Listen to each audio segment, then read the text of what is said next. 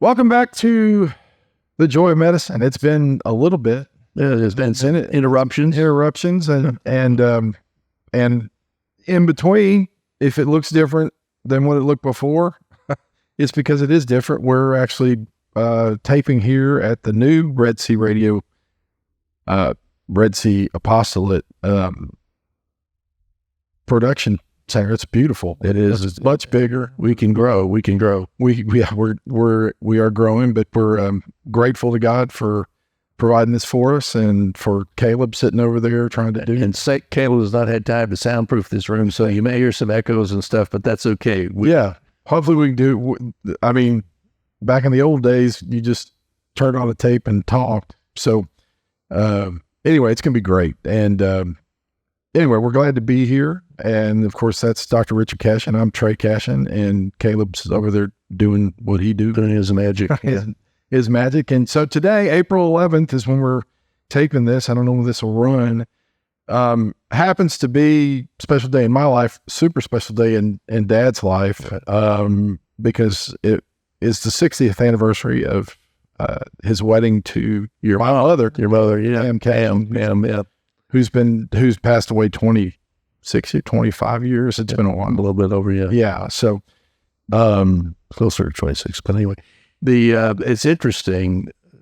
26 years ago, whenever it was, 25 years, we were in St. Austin's Catholic Church, and Cindy and Pam and I were getting ready to get married, and Father Matoka was the official priest that was there. So it's a very special day for me, and Pam was an incredible person for me.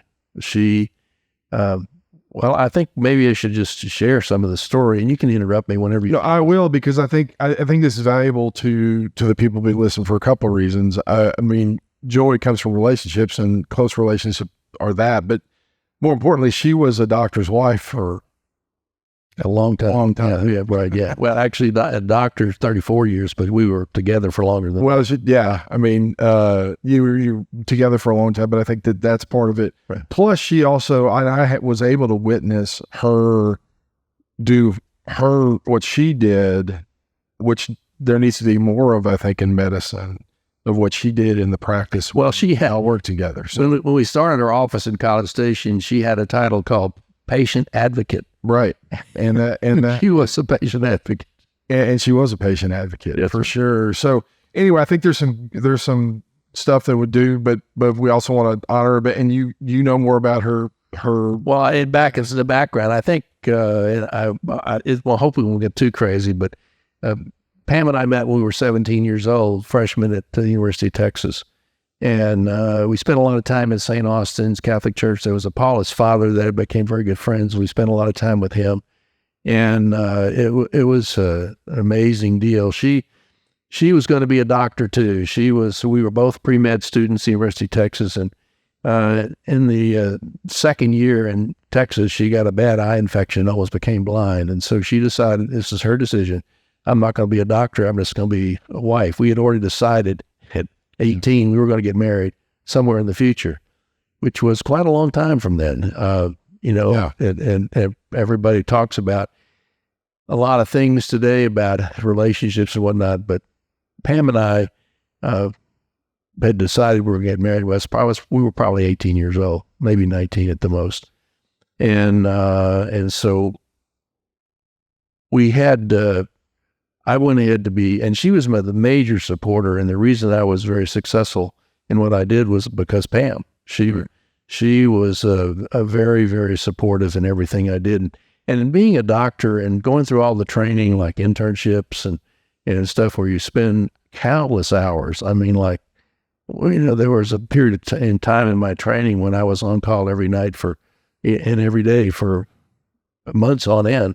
And you're busy. You're not just sitting around. So, but anyway, she took care of you guys. They were right, and Trey was the number one. Came along. So yeah, and so I mean, the only thing I would mention about her that I think is important in terms of if you're at a point young enough to evaluate and look at the kind of person that would be your spouse, whether it's a husband or a wife, because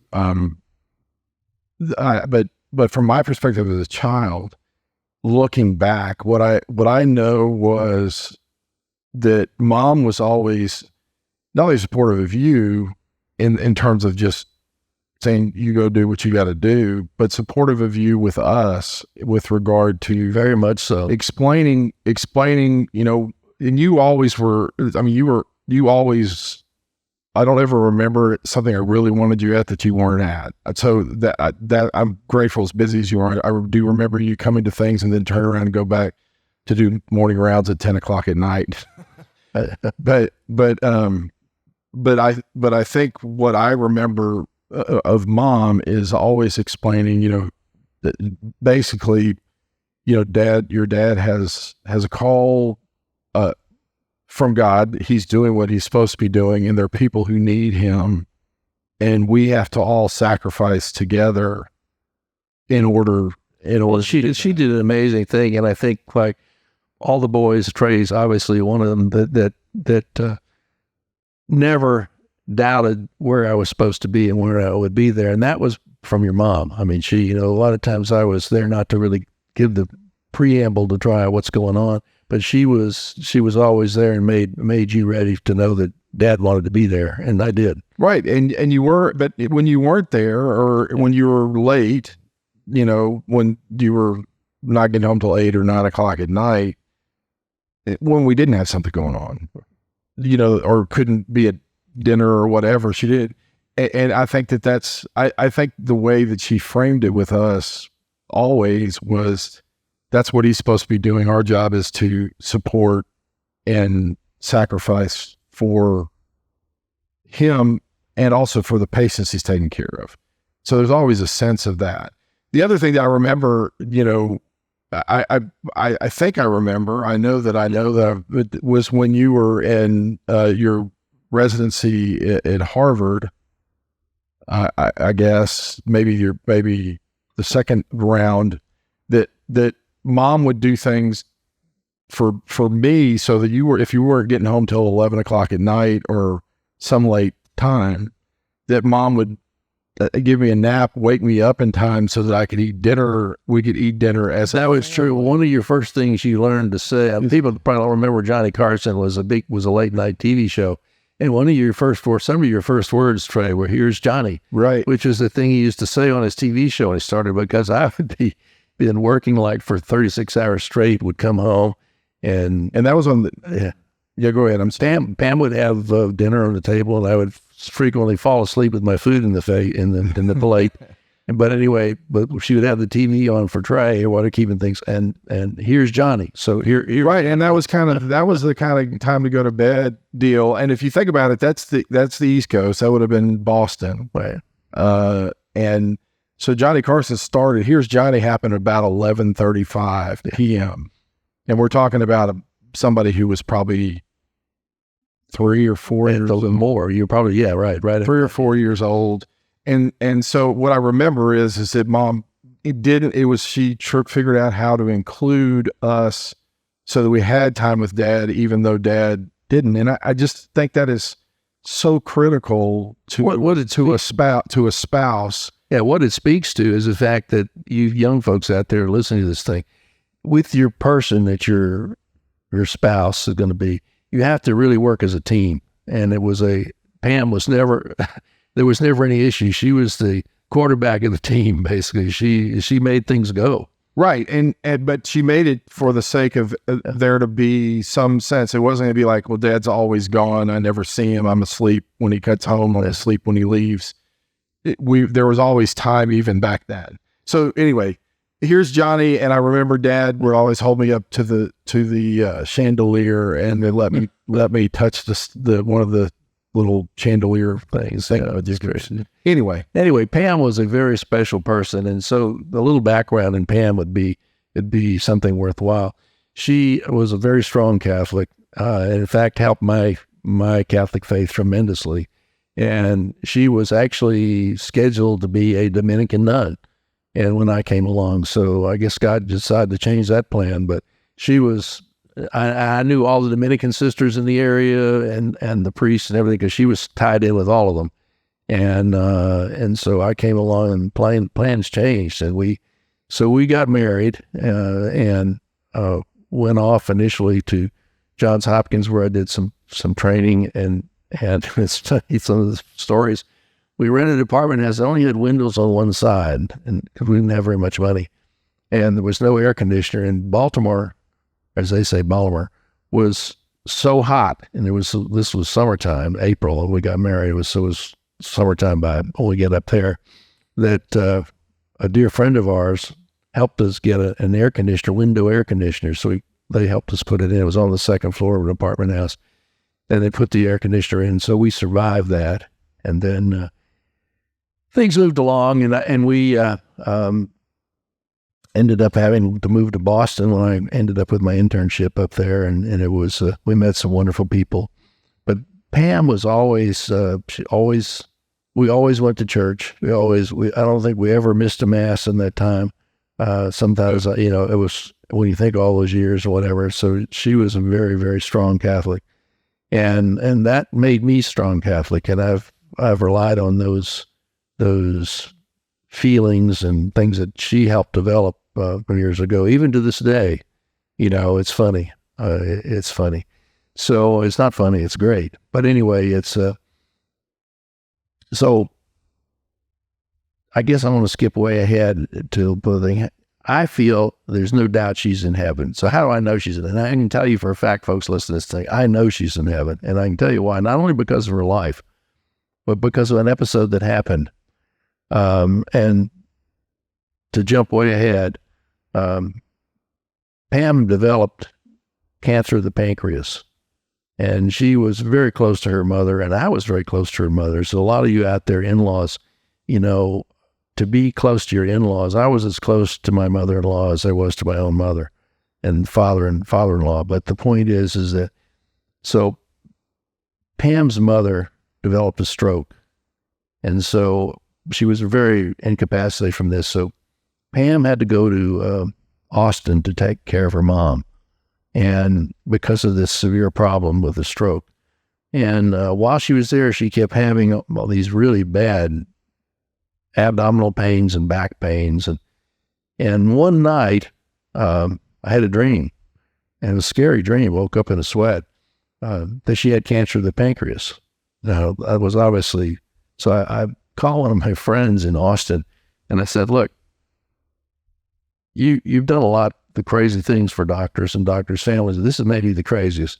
I want you to get a CAT scan of her abdomen, because I had this crazy dream last night that she had cancer of the pancreas, and she's been having a lot of back pain and belly pain. Would you do that for me? And he said, sure. He said, we'll do it. So he got it, and he called me up that day, and he said, and how did you know she had cancer of the pancreas? So I was told in a dream she had cancer of the pancreas. Well, from that day until the time we lost Pam was about 5 months. So it's she went downhill very fast. It was May to December. May to December, yeah. Yeah, right. It's a little bit, but why not 7 months? Right. 7 months. But anyway, it went by very fast. Yeah. And so we did a lot in the time. And during that time, the lady that was helping me in the office at the time, Cindy, was actually Pam's best friend. And they had become very good friends. Well, when Pam died, we did everything we could possibly do during the last 6 months to make things well for her. And there was one thing we missed. We had made a plan to go to California and we had during that last 6 months. But anyway, she died and got too sick to do that. So anyway, as the story goes, whatever, God, he knew that I had known Pam since I was 17 years old. We had spent every day together for that entire time, and then now here she's gone. Well, before she left to go to be with the Lord, she actually sat down with me and she said, we've been together since we were 17, and we do everything together, families all together, it's all family. When I leave, it's going to be bad on you. It's going to be tough. And she said, she told me a story which I've related to many patients. She said, I'm getting ready to go on the greatest trip any human can go on. And you're not going to be able to go with me. But she said, I'm going to be there with Jesus and with all her family, and it's going to be fantastic. But you can't go with me. So you need to realize where I am and what I'm doing. So when you get really sad and lonely, don't think about what you're doing. Think about what I'm doing. And that has helped me a lot. And I've used that with dealing with patients, a lot of patients that, dying and dealing with family is so difficult, particularly when you're going to lose somebody that you're really close to. And that helped me a tremendous amount. And it's helped a lot of patients. I've shared that story with many people that in fact, I'm talking to the spouse of the person that's died now, who's ever listening to this. Don't think about what you're doing. Think about what I'm doing in heaven. What am I doing? And that's helped a tremendous amount. And so we did that. You were going to say something, I think. Oh no, I was just saying. So she supportive as a spouse, supportive as a daughter. Right. Went through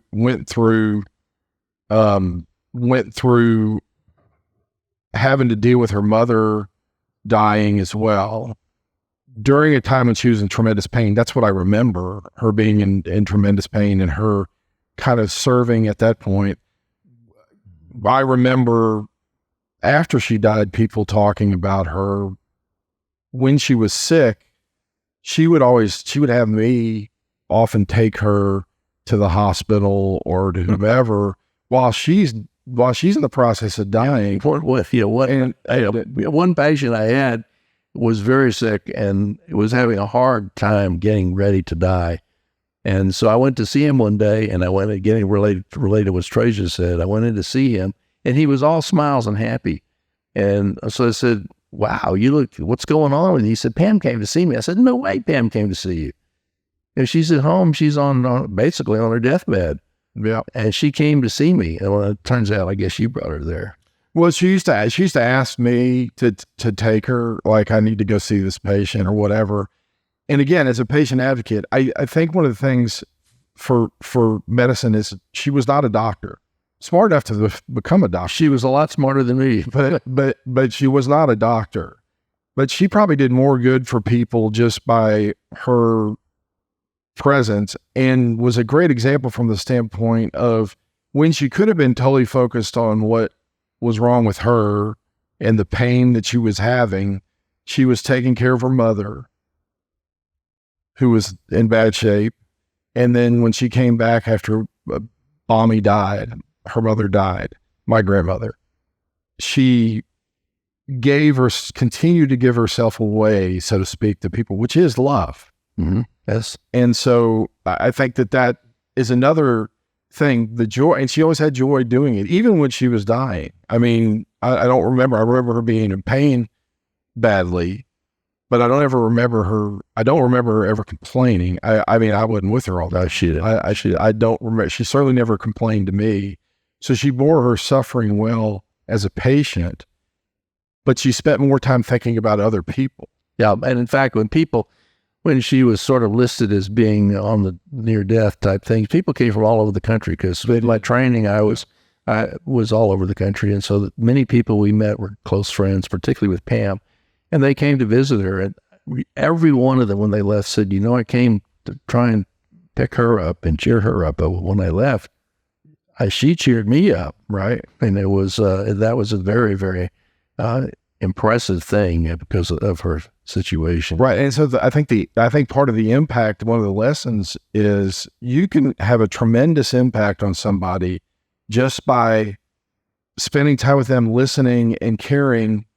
And she was a great example to all healthcare workers, even though she was not technically a healthcare worker. She is probably the epitome of what a healthcare worker ought to be. Exactly. That's why whether it's a doctor, nurse, or whatever. And she always had such joy because she was always looking out for the sometimes to her detriment. Right. But all the time I knew her, it was always, how can I help somebody? What can I do? She gave her life away. And to you, to us children, to everybody she met. And at the end, she gave herself away to her mother while she was going through pain, and to those patients that when she could have been moping, and I know she was in pain, she still made the effort to go and say, I can help somebody just by being with them.